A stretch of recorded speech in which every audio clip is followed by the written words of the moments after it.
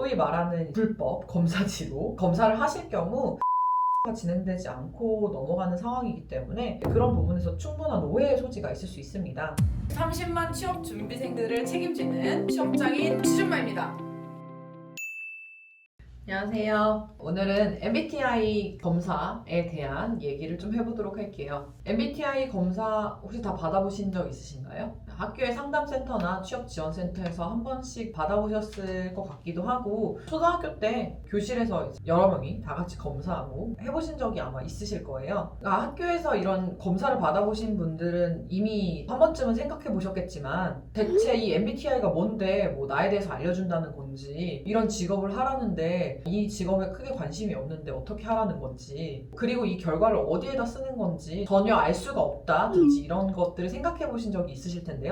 사실 그 이유는 정확한 검사, 그리고 정확한 해석, 상세한 진단이 포함되지 않은 채로 형식적인 검사만 받아보셨기 때문입니다. 학교에서는 아무래도 불특정 다수가 한 번에 검사를 받는 형태이고, 한 번 검사를 할 때 몇천 명씩 한 번에 이제 검사를 하게 되기 때문에 한 명씩 개별적으로 그 유형을 찾아준다든지, 각 유형에 따라 발생되는 뭐 문제 상황이나 갈등 상황에 대해서 설명해주고 그거에 대한 극복 방법을 알려준다든지, 이런 시간을 따로 두고 가지기가 굉장히 어려울 수밖에 없는데요. 그래서 오늘은 MBTI 검사를 어떻게 해야 되고, 또 이런 것들을 어떻게 활용해야 되는지에 대해서, 올바른 검사는 어떻게 해야 되는지에 대해서 좀 말씀드려보도록 하겠습니다. MBTI가 작년에 한때 엄청나게 붐이 일었었죠. 인터넷에서 쉽게 찾아서 이제 검사를 해볼 수 있게 되긴 했지만, 오리엔테이션이 없는 상태로, 그리고 이제 검사 자체가 실제 문항이랑 굉장히 많이 다르기도 달라요. 그래서 소위 말하는 불법 검사지로 검사를 하실 경우 일반적으로 여러분의 실제 검사 결과와 많이 상이하게 나올 수도 있고요. 정식 검사지로 하더라도 보통은 이 검사 유형이 맞는지를 상담을 해주시는 분들이 한 번 더 점검을 하거나 이런 형태를 거치게 되는데, 상담 절차가 진행되지 않고 넘어가는 상황이기 때문에 이게 내 유형이야 라고 해서 그리고 끝나는 발전적인 부분에 대한 상황 점검이 안 되기 때문에 그런 부분에서 충분한 오해의 소지가 있을 수 있습니다. MBTI를 진행하시고자 하신다면 첫 번째, 오리엔테이션 검사를 거치셔야 하고요. 그 다음에 MBTI 검사를 시행하셔야 하고요. MBTI별 내 선호를 추측해보고 검사를 자가 채점해보는 시간이 필요하고요. 유형별로 해석을 하고 보완점을 점검하는 이 단계를 거쳐주셔야 한다고 MBTI 연구소도 실제로 얘기를 하고 있습니다. 그리고 사실은 검사보다 더 중요한 건 올바른 해석인데요. 검사를 진행해주고 또 상담을 해주시는 분들의 어떤 선입견이나 이런 것들이 포함되지 않은 채로 상담을 받으셔야 되기 때문에 그런 부분들도 추가적으로 좀 생각을 해봐야 될 부분이라고 보시면 될 것 같고요. 저번 시간에도 말씀드렸듯이 MBTI 자체가 어떤 직업이나 직무를 정하는 도구는 절대로 아닙니다.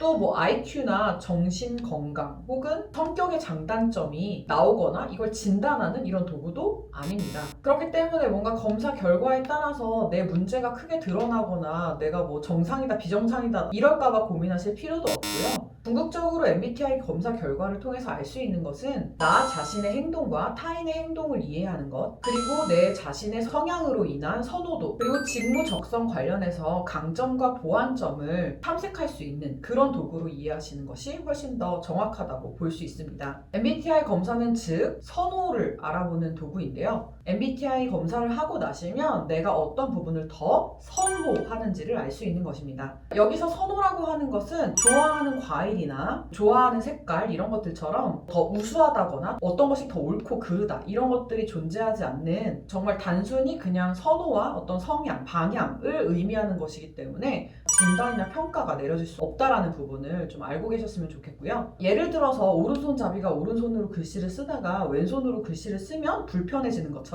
내가 선호하고 편안한 방향을 알아보는 것, 그 이상도 이하도 사실 아니라고 보시면 되겠습니다. 그렇기 때문에 사람의 성격을 뭐 좋다 나쁘다 옳다 그르다로 나눠볼 수도 없는 거고요. 팩폭 이렇게 해서 이제 유행하는 글들을 보면 이 유형 이렇다더라 라고 비하하는 발언이 담겨 있거나 이 유형들은 이걸 못한대 라고 이제 아예 단정 지어버리거나 이런 것들을 볼 수 있는데, 물론 재미로 보는 것까지는 굉장히 좋지만 그 자체가 사실이 되거나 어떤 편견이 되어서는 사실 안 된다고 보고 있고요. 그렇기 때문에 16가지 유형이 전체적으로 다 평등하다, 수평하다라고 보고 있습니다. 그리고 이제 문항의 답변을 선택할 때의 기준에 대해서도 조금 알고 계시는 게 좋은데요. 정식 검사를 지금 당장 뭐 받아볼 필요도 없고 의향도 없다. 그리고 그냥 조금 웹이나 앱으로 하는 거에 대해서 좀 정확성을 높이고 싶은 정도이다라고 하시면 이 문항에 대해서 어떻게 선택하시는지를 좀 파악해 두셨다가 답변하는 것도 좋은 방법이 될 수 있을 것 같고요. 문항 선택 기준을 좀 말씀드려 보자면 첫 번째로 평소에도 지속적이고 일관적으로 사용하고 있는 경향에 대해서 선택을 해주시는 게 좋습니다. 예를 들면 이런 상황에선 이러기도 하고 저런 상황에서는 저렇기도 하고 모든 사람들이 다 양면적인 부분들을 갖고 있을 수 있지만 그래도 내가 나의 가장 편안한 환경에서 내가 원래 어떤 사람이었는지를 보는 게 훨씬 더 정확한 결과가 나오기 때문에 내가 좀 이런 게 더 편안하게 느끼는 것 같아. 일을 하면서 이렇게 하는 부분들은 내가 일을 잘하기 위해서 노력을 하는 부분이야 라고 한다면 여러분이 평소에 편안하게 느끼시는 방향에 대해서 체크를 해주시는 게 더 정확한 검사 결과가 나오게 됩니다. 두 번째는 자연스럽고 편안한 경향에 대해서 체크하라고 하는데요. 자연스럽고 편안하다라는 거는 아까도 말씀드렸지만 이제 같은 맥락에서 봤을 때 나의 본 모습, 원래는 이런 것들을 더 편안하게 생각해 라는 부분에 이제 체크를 하시면 되는데 직장이나 일을 할 때의 나의 모습이 좀 다를 수도 있다라고도 말씀드렸잖아요. 근데 다만 이제 직장에서의 모습이 진짜 내가 편안한 모습이 아니라 사회생활을 하기 위한 노력이 들어가 있다면 이제 그 부분은 나의 어떤 경향이라기보다는 노력한 모습에 가깝기 때문에 이런 것보다는 평소에 내가 어떤 방향을 더 선호하는지에 대한 자연스러운 부분을 체크하시는 게 더 좋습니다. 세 번째는 습관처럼 의식하지 않고 자주 사용하는 경향을 체크하시는 게 좋습니다. 습관이라든지 우리가 뭔가 평소에 무의식적으로 하는 행동들은 어떤 자각을 가지고 혹은 노력에 의해서 하는 행동들이 아니기 때문에 그런 부분들을 표시하시는 게 훨씬 더 나의 본 모습을 파악하기 위한 방법이 될 수 있고요. 네 번째,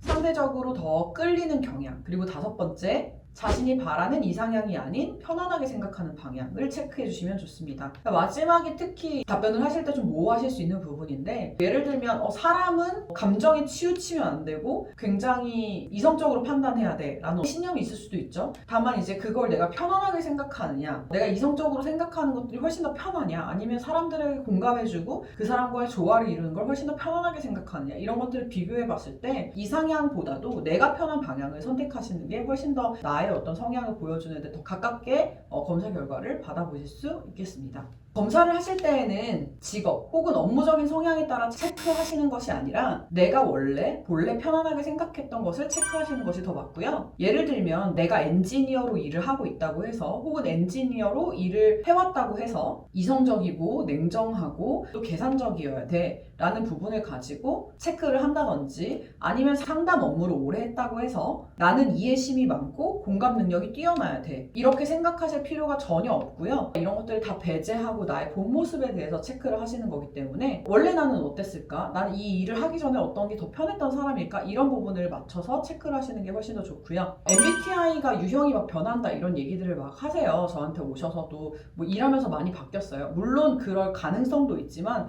기저에 있는 나의 모습이 왔다 갔다 변하지는 않거든요. 보통은 이렇게 얘기하시는 분들을 대부분 보면 체크를 하실 때 업무를 하실 때 혹은 이상향에 대해서 체크를 하시는 경우가 많고 나의 본 모습이나 내가 원래 가지고 있던 경향성에 대해서 체크를 안 하시는 경우 이렇게 생각하실 수 있는데 저는 조금 더 정확한 검사를 위해 그 다음에 나의 보완점을 조금 더 정확하게 파악하기 위해서는 평소에 내가 어떤지에 대해서 방향을 맞춰서 검사를 하시는 게 훨씬 더 정확한 검사를 위해 좋다라고 말씀드리고 싶습니다.